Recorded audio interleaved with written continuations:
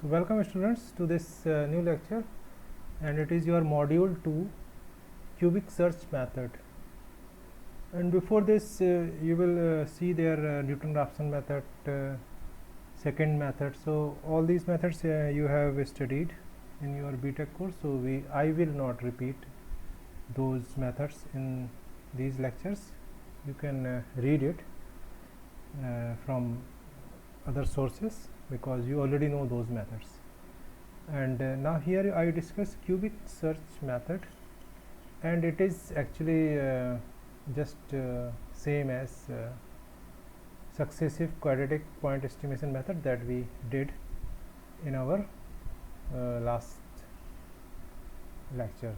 So it is similar to that, but what is the difference from that method is that in here in this cubic estimation method we use the derivative of the function. In successive quadratic point estimation method we did not use the derivative, but here you will see that we will use the derivative, and what it will do, it will reduce the number of required iterations.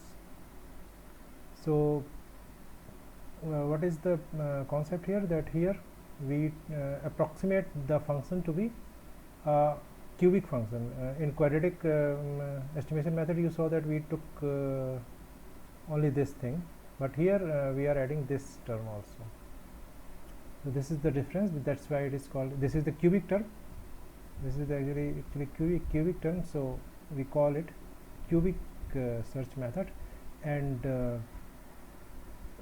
the same kind of concept is there, but we will not go into that proving of this formula. You can just understand as summary that we will use this formula to calculate new points. And what is this? The three parameters we have to calculate here: z, w and mu, and these require 0.1, 0.2 and the value of function at x1, the value of function at x2, and the derivative. You can see that here the new term derivative is coming, but before this no derivative was calculated. That's why these methods are called gradient based. If you will see your module, then you will find that these methods are put in the group of gradient based method. Newton-Raphson second method also, these are also gradient based methods, bisection method. So these z, w and mu will be calculated, and for this you saw that we need these 6 values we need. So in our whatever example we will take, in that example we will find these 6 values, and then based on these values of z, w and mu we will find the new point. So you are seeing that 3 formula are here, one is this, one is this, and next is this, and this is actually based upon the value of mu. If in your estimation, if mu is equal to 0, if you calculate it, means here you took these 6 values and then you calculated z, w and mu, and in your calculation if you find that mu is equal to 0, then new point you will take x nu will be equal to x2, and if it is lying between 0 to 1 limit, then you will use this formula to find the new point, and if it is more than 1, then you will take new point to be x1. And now we come to the algorithm. So in a step first, what you will do, you will take an initial point x0 where you will start, and the step size, in what step size you have to jump to the next point, and the errors you will decide that what error you are accepting. That is the derivative, means when you are calculating the minimum, you already know this, that we are calculating the minimum when, then what do you do, that some function is there,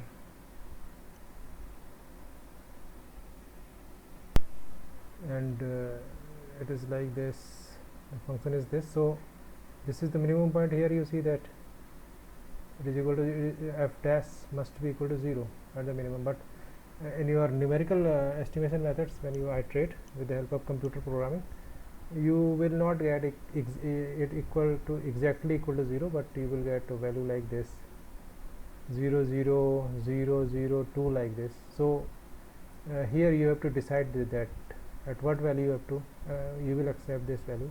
So generally we can make it equal to this, or so it will depend upon what accuracy you want. Even you can put it equal to 10 to the minus 6. In the same way for the point also we will decide the error. So these three things you have chosen at the start of your problem. Then what you will do, at the initial point you will find the gradient or derivative, and then you will check if the gradient is greater than 0 or not. If it is greater than 0, then you will take the step side to be negative, or if it is less than 0, then there is no whatever step size you have taken here, you will maintain that here. But for greater than 0, you will make it equal to its negative value. For example, if you have taken here the step side equal to 0.5, then if your calculation comes to be greater than 0, then you can take step side equal to minus 0.5, and then you will set the k value is equal to 0. It is a parameter that will decide your iteration. So at the start of that iteration, you will set it equal to k is equal to 0, and with when you will go on with your iterations, then this value will the value of k will 0 1 2 3 4 this way it will increase, and then you will compute the new point. You can see here, this is your initial point. Actually, if you will put k is equal to 0 here, you will find that it is actually it is actually x 0, so it is actually this point. So next point you will find with this formula 2 to the power k into delta, that is the step size, and this is your next point.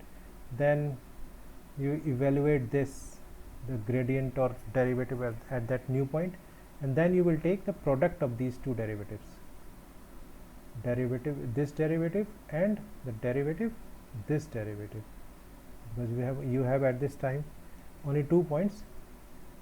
After then you will take product of these two values, and you will check if it is less than 0.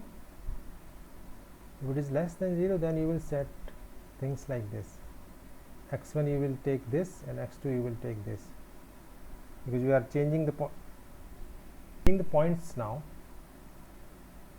And then you will go to step 4. After this you will go to step 4. This you can go to step 4 only when this condition satisfies, because at this time you are at step 3. It means that if this product comes to be negative, then you can go to jump to the step 4 forward. But if it is positive, then you will be you cannot get out of the step 3. Then you have to go into the loop or the iteration. So you will increase the value of k by 1, and then you will again go to step 2 here. In this step 2 you will go, and then you will find next value of x. The same thing you will repeat, and you will check this condition. If it is less than 0, then again you will go to step, means if it is less than 0, then you will go to, then you can go out of this, or you can come out of this loop. And suppose now you have got this condition, then you will go to step 4, and then in this step 4 you need to find the value of the new point with the help of z, w, whatever formula we saw there, and this is the x new you will find. And after getting the value of new point, you will come to the step 5, and here also you will check if the function value at this new point is less than this point, then you go to next step. But if it is greater than, then you can take the next step to with this, and you will keep on doing this until you get the value this. Only then you can come out of this loop. So suppose if your condition has come like this, then you can go to step 6. Here in step 6, what you will do, you will compute the derivative at the new point, and you will check with the error. if it satisfies the acceptable error, if it is satisfied, then you can terminate. But if it does not satisfy, then you will take the product of these derivatives, and if it is less than 0, you will change the points now, xt is equal to x nu, and if it is greater than 0, then you will set it this way, and then again you will go to step 4, because you are going into iteration. You mean to say that this again you will find x nu, then you will check these things, check these conditions, and if this is satisfied, if, then you can terminate. So these steps are quite intimidating, so we better go to the example. So this is the example. You have to find the minimum of this function, and this data has been given to you, that initial point is this. You have to start with x is equal to 1, and the step size you will take 0.5, and the acceptable errors are these. Means if derivative comes to be 0.001, it will not come to be 0, but if it is less than 0.001, then you can say the derivative is 0, and that is your minimum point. Now the solution, the function is this, and here you will have to get the derivative of this function, and if it is not possible to get the derivative with the help of this analytical method, then you will have to apply the numerical method to find the derivative in the coding of your example or your problem. But in here we are not taking that complex case. So we are coming to the step 1. This is our initial point, the step size, then you take derivative of that function, so it is minus, so it is less than 0. If it is less than 0, then you can maintain your step size as it is, otherwise you will make it negative. So whatever step size we have chosen, we will maintain that here, no change of sign will be done here. Step 2 is k is equal to 0, first iteration, find the value of new point, and it is to be this, new point is 1.5.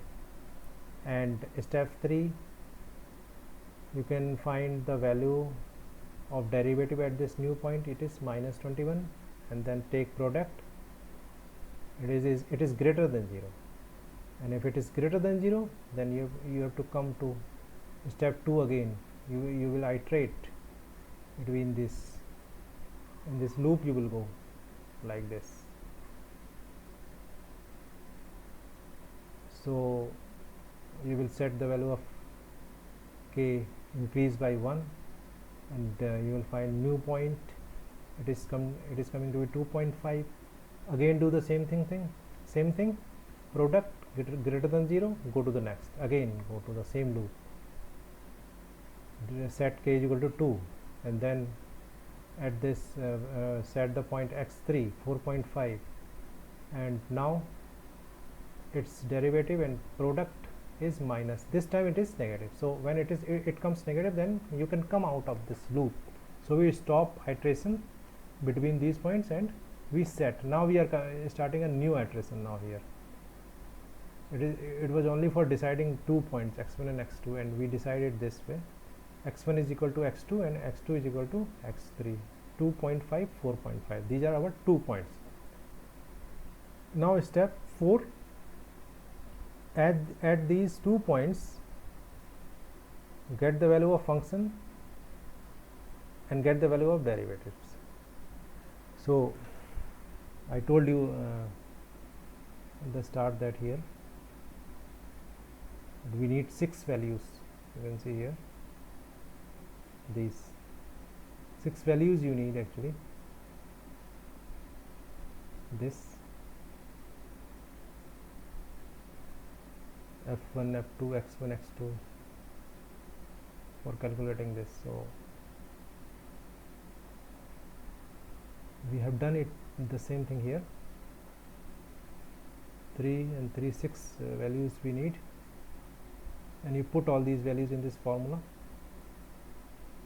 So you will get z is equal to this, w is equal to this, mu is equal to this, and find the new point. and it comes to be 3.029. And then in step 5,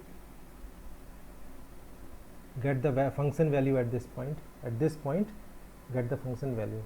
And to make the things easy, I have drawn here the graphics of it. These are your 2 points. The new point that you have calculated or estimated is this 3.02, and you can see that the value is this. At this point the value is this. At this point the value is this. So here we see that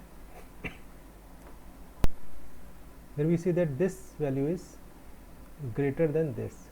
We will compare these 2 points because this point is much more greater than both these 2 points. So minimum is, we guess it should be decided between these 2 points. So when it comes to be like this, you can go to step 6. So what we will do in step 6, we will find the derivative at the new point, that is the at this point. So here we see that its derivative is this. So maybe what we are doing actually, that we are trying to find the derivative here. So our guess is this, that maybe our function is like this. I meant to say that it is not proper. I have done it. So if your function is like this, then you can see that if you will find the derivative here. So our expectation is that it is equal to 0. Maybe it is equal to 0. So the same thing we have done here. This thing we have done here, but we see that it is not equal to 0. Or if it is less than even this 0.001 error, we can accept that point. But we say that we see that it is much more higher than the accepted error. So you can see that here. So we need the iteration. We need to iterate until it comes less than this. Then we can say that it is almost equal to 0.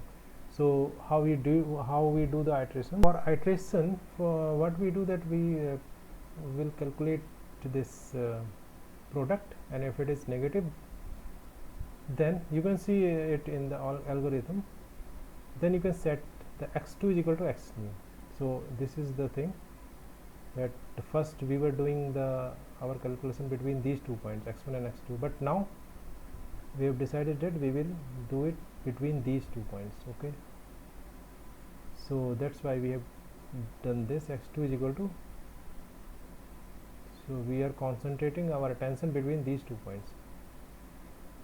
So again the same thing you do, find 6 values like this, and then you put on those into those formula. You will get z, w and mu, and then mu is less than 1 and greater than 0, then you will put it in this formula. You will get new value of x and get function value at this. You are getting 27.00 this, and you get the derivative at this point. So it is still greater than your accepted error. We will accept this value only if it is 001. Ideally it should be equal to 0 because it is horizontal. We want at minimum point the derivative should be horizontal like this here. This thing we want it to be horizontal, but we are accepting it that this much error can be there instead of being it's to be 0, because in computing you will not get exactly 0. So but in our case it is this much, 0.005 you can say. So keep on iterating. For iteration, again take the product and you see that whether it is positive or negative. If it is positive, then set x is equal to x new.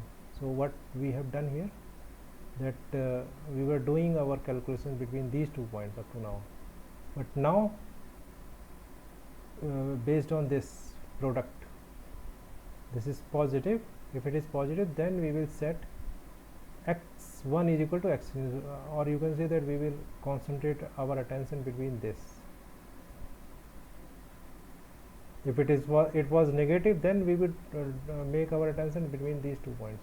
So this time you don't have to see it visually like this, just this product will decide which area you have to concentrate. So we have set x1 is equal to 2.99. you can see that this point is to be x1 and x2 is this, and again get these values here, 6 values we need to calculate z w mu, and based upon this again mu is greater than 0 less than 1, so this formula will continue.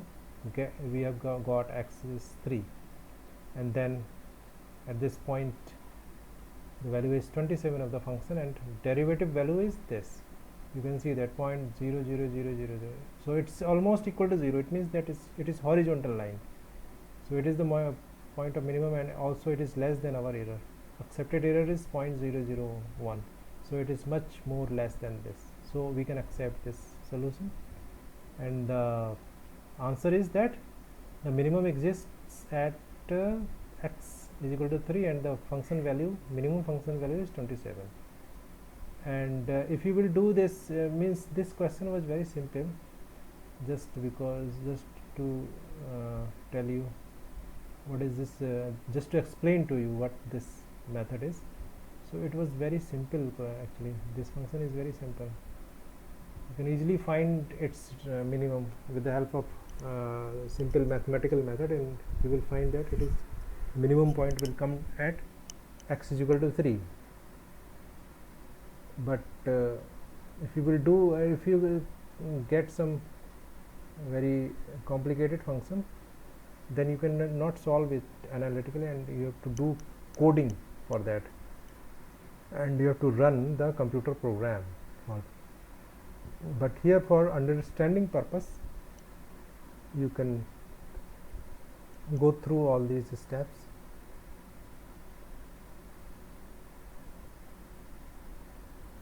So for this lecture, thank you very much. We are finishing this lecture now,